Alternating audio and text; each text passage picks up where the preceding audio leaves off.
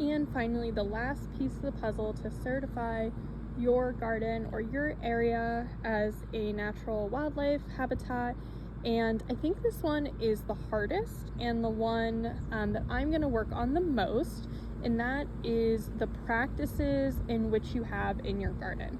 So let me put that up for you. The idea here is to be sustainable. So the reason this one I think is the hardest is because you can't buy something, right? You can't buy a pond, you can't buy native plants. Those are all helpful and they all meet other criteria, but these are practices that you employ in your garden.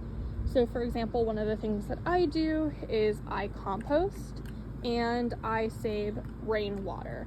These are two practices that are helpful because we are going to be eliminating those greenhouse gases by composting our food scraps, and we're going to be conserving water by using rainwater.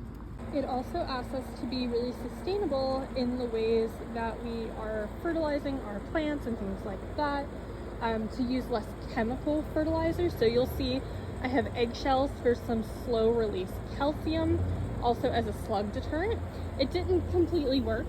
As we can see, I'm sure had I used a spray, it would have gone a lot faster, but birds eat those slugs, right? And now they are poisoned because of a choice that I made. Same with beans. I planted these simply to put nitrogen back into the soil because tomatoes are heavy nitrogen feeders. So they want, one way anyway, to try and balance out is the less use of chemicals. And it's so easy to be dependent on those chemical fertilizers. I do it myself sometimes, definitely with like Miracle-Gro and things like that, but to try where you can to not do that. Another piece, which has been a goal of mine for a really long time, is reducing your garden and increasing native areas in your, well, yard and garden. And I have been slowly doing that. Like this front patch now has quite a bit of native plants, including like I said, goldenrod and some coneflowers that we've seen earlier, but this is not enough, right? It's just not enough, and we still have all this area to work with. So that's one of my goals, is to really try and reduce the grass and make it more of a native area.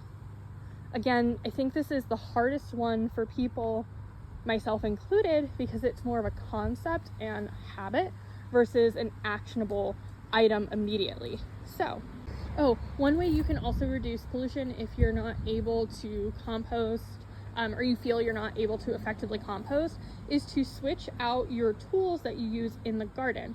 So a lot of us use, and myself until this year included, use gas-powered lawn mowers. You can use an electric mower, or we actually bought a push mower by hand, and those will reduce that pollution, and that helps in as much of a way as you possibly can. So thanks for following along. Hopefully this gave you some ideas on ways that you can help your garden or improve what you're doing in your practices. And I hope you follow along and see what else I'm up to in the garden. Bye everyone.